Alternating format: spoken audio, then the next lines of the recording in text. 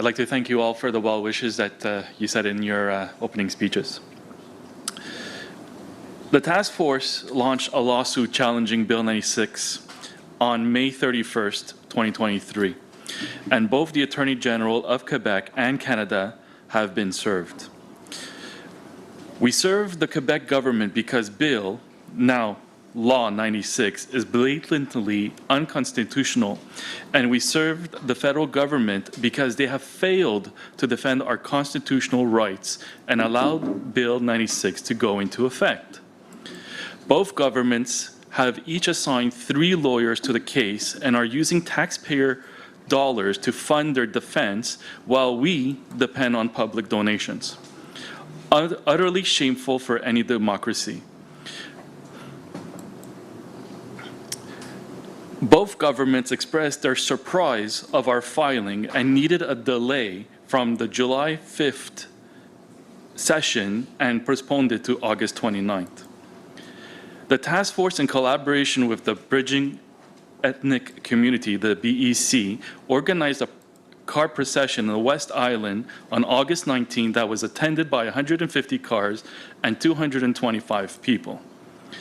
During our event, people came up to me sharing their horror stories about how Bill 96 has negatively affected their daily life and being denied to receive services in English. We all heard about the elderly woman who called the ramp queue and was hung up for asking for information in English. Today on CGAD, a mother called to share the horror of how Bill 96 at the SAAQ. Her daughter, who needed to pass a driving exam, was told that her examiner could not speak to her in English. The citizens of Côte-des-Neiges talked to me about how they feel rejected by the borough because the activity billboard that are installed in the parks are in French only. Why are the billboards no longer bilingual? So thank you very much for your question. So you know why. You know why. A bill was passed, and at the city we need to abide by the law.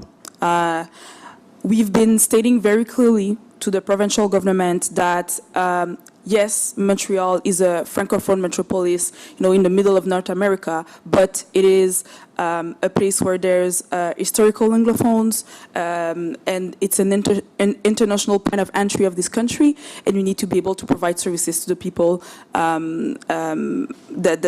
that we work for. So this was stated to them, but here at the borough, we need to respect the law. There's many other things that happened. I know that some merchants also are questioned by the provincial government, etc. So every one of us, we are being obliged to abide by their law. So I understand. I mean, I see people coming here to ask us to act, but if you work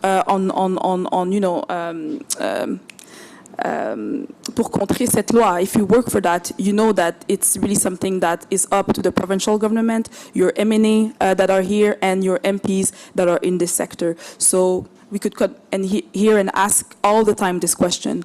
But at the end of the day, the cities are created by the province, and we need to abide by the law. Thank you. So the task force has launched a program called Tell Us Your Story. Anyone that has been affected by Bill 96 or denied services in English should visit www.thetaskforce.ca and share their story with us.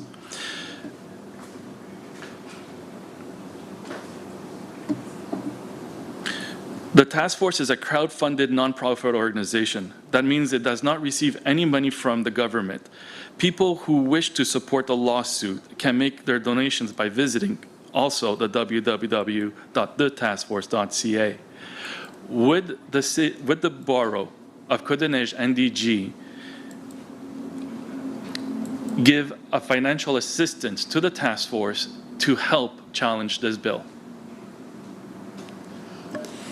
So we give financing to for one non-profit organization that are properly enregistrés, and second, two organizations that help us accomplish our mission at the borough. So that are in sectors that are in our competencies at the borough.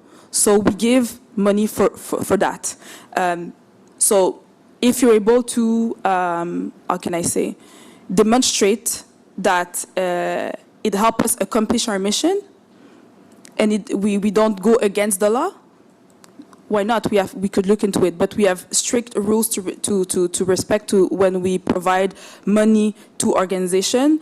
And the Verificatrice Générale of the city, she's looking into those funding that we give to different organizations. So we need to make sure to abide by the law. All right. Thank you very much. Thank you very much.